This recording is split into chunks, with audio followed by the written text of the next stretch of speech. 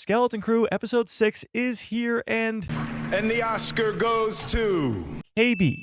These 4 kid actors have done an incredible job throughout this entire Skeleton Crew series. However, this episode in particular was top tier. From Captain Silvo's speech to Phil Tippett's return to Star Wars to a brand new Onyx Cinder, this episode had a lot of stuff that you might have missed, like Last Jedi Canto Bite characters right in front of our faces. So without further ado, let's break this all down, shall we? Episode 6 is titled Zero Friends Again. Now, not only is this referring to the 4 kids, because at the end of episode 5, we saw Jod stab these kids in the back, leaving them by themselves with no way home. Yeah, that's right. John Watts, the co-creator of this Skeleton Crew series, was also the guy who directed Spider-Man No Way Home. Coincidence? I think not!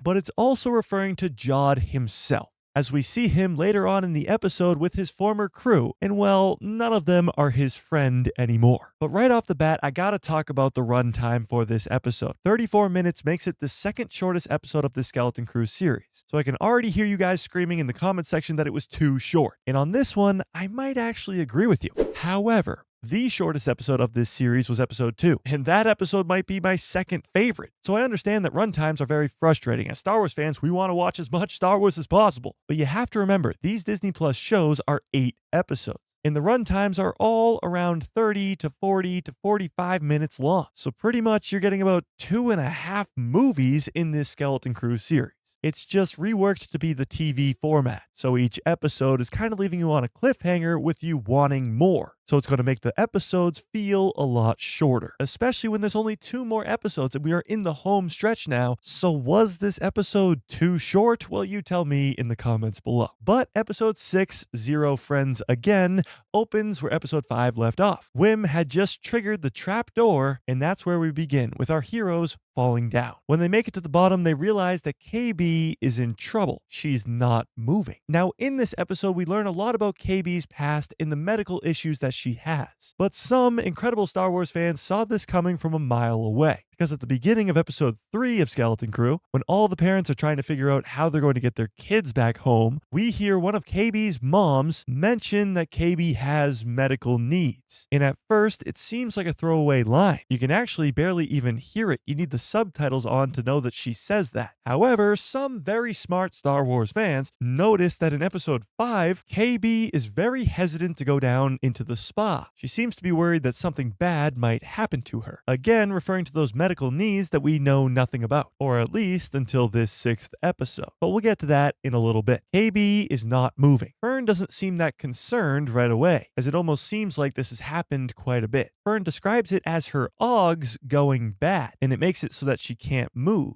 And although that sounds bad, Fern does reassure them that she's going to be fine. And with that, we cut to the title card. And then we jump to Jod Nawood. He's coming out of Tak Renan's lair, covered in gold chains and holding pearl necklaces. He's taking everything that he can carry. He is met by some of the workers and some of the people who are just at the spa. And some of these characters might look a little familiar. Some of these faces, these rich folk that are just hanging around at the spa on Lanupa, have been seen before in Star Wars. Well, before, maybe after. This Skeleton Crew show takes place in between the original trilogy and the sequel trilogy, and these characters appeared on Canto Bight in The Last Jedi. Canto Bight is the planet where all the rich people go to gamble, and this character right here is seen on Canto Bight, and so is this one. But that's actually not the first connection to the sequel trilogy that Skeleton Crew has had. In last week's episode, episode 5, when we saw this brand new hut bathing in the mud baths, he tries to eat this worker, and that worker was also seen on Canto Bight in The Last Jedi. So I really don't know where this Lanupa planet exists in the Star Wars galaxy, but I'm guessing there's a pretty close hyperspace lane that takes them right to Canto Bight. But Jod comes out from the lair and tells the workers he needs to refuel his ship and prepare for his immediate departure. But that's not happening, as the pirates that he tried to kill with the acid in the last episode are still alive.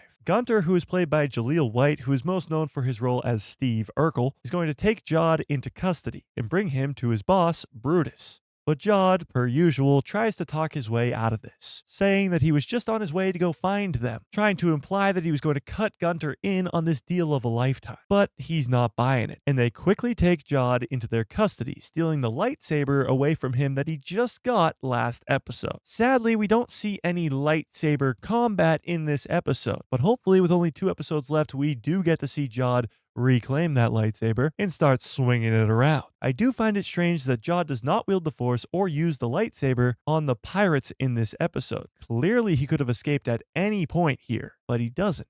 Why?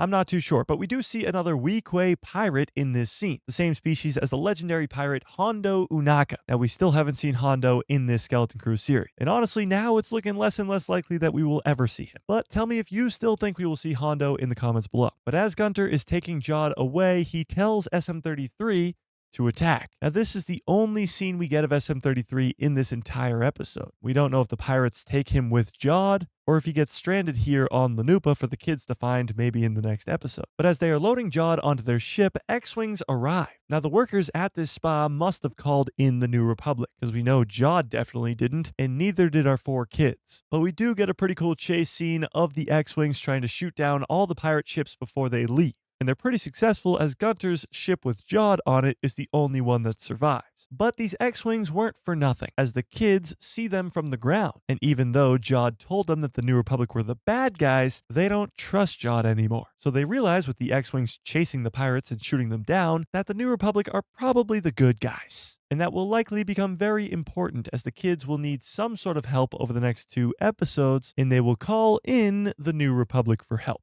Especially because at the end of this episode, we know that the pirates are on their way to At-Aten. But we'll get to that later on. The kids watch from the ground as these X-Wings fly away, their last hope of being saved. And we learn in this scene that KB does have the coordinates to At-Aten. In episode 5, when SM-33 is getting the coordinates from Tak Rened's data port, KB saw them and recorded them, meaning the kids don't need SM-33 anymore, they just need a ship to get back home. And, well, the Onyx Cinder is sitting right there. They just have to go get it. But the problem becomes that Fern wants to climb up the side of this cliff on this ladder, but that's something KB won't or can't do. She knows because of this medical need that she has, she won't make it up the ladder. But Fern doesn't really care. She just wants to do her own thing, which leads to the kids splitting up. Now, I'm going to say this a lot in this video, but these kids' performance in this episode is absolutely incredible. Like, these are 12, 13-year-old kids who are giving us the performance of a lifetime here. But while Fern and KB are arguing about how to get back to the Onyx Cinder, Neil and Wim have stumbled across these trash crabs. These crabs have parts of droids all over them, from a leg of a droid that looks like it could be C-3PO's to a mouse droid. And while these trash crabs are talking to them,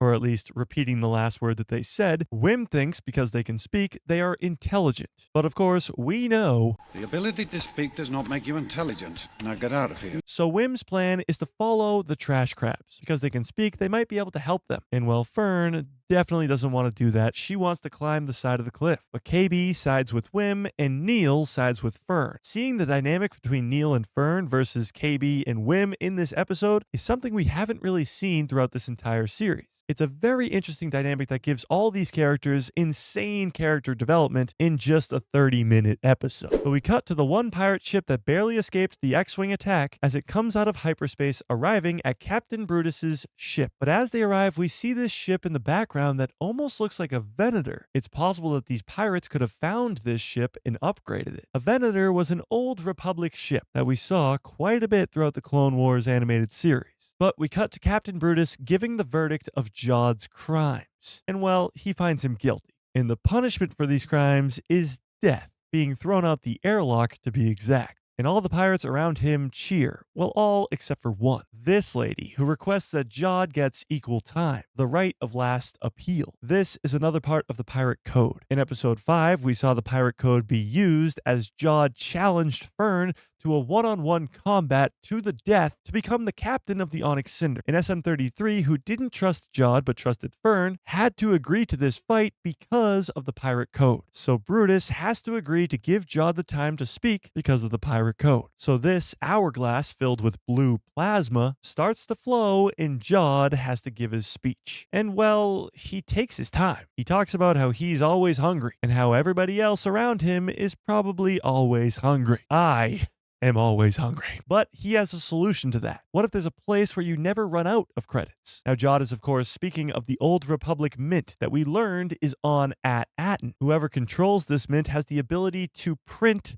credits, an infinite supply of money. Jod then goes up to this guy named Glurb, and his species is the Quarren, and says, what about that glowweed plantation that you've been saving up for? You could buy an entire ocean. And then goes up to this girl, Kona, and tells her that she could buy an entire fleet of pirate ships. To which she responds with, okay, I'll bite. What is the trick, Silvo? And he tells them, straight up, there is no trick. I have found a place where we can print money. The eternal treasure on At Aten that Tak Renid had been looking for. He has found it. And Jod ends his speech by going directly after Brutus, saying that of course he's a very capable first mate.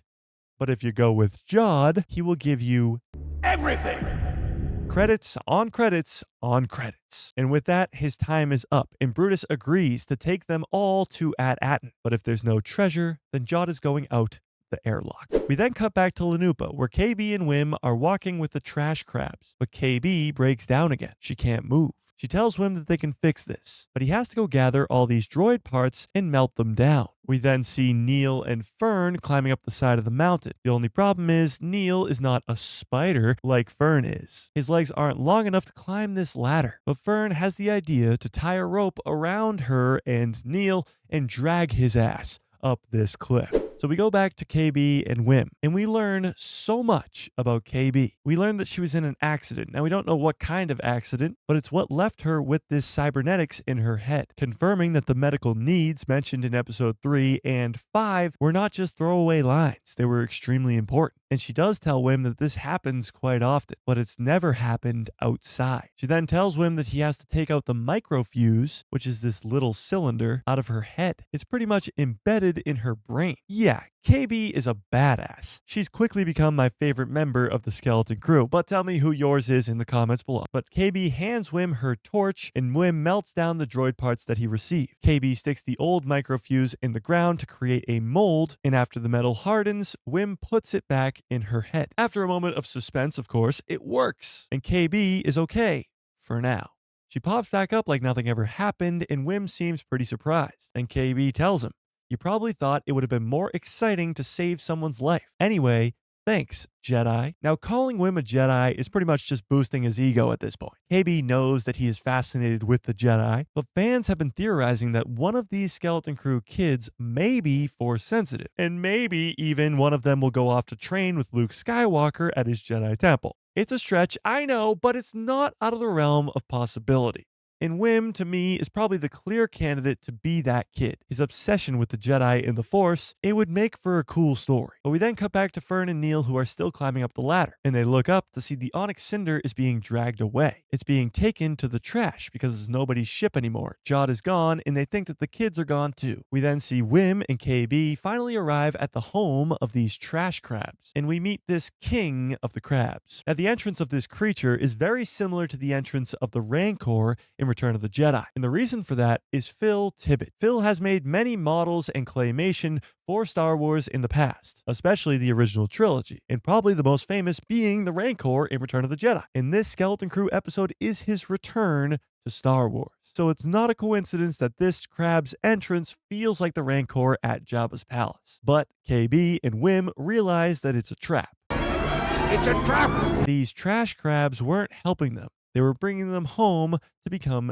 dinner. And while all of this is happening, Fern and Wim have jumped onto these droid ships that are taking the Onyx Cinder away. Fern takes control of one of the ships and swoops in to save Wim and KB from the giant crab. They come to an epic crash landing as we see all the characters make up. KB apologizing to Fern, Fern apologizing to KB, but this all gets interrupted as there is a bigger issue. The Onyx Cinder is about to be destroyed. so they have to hop in it and fly away. But that is a lot more difficult than it seems, as none of them have ever flown a ship before. Well, I guess, except for Neil.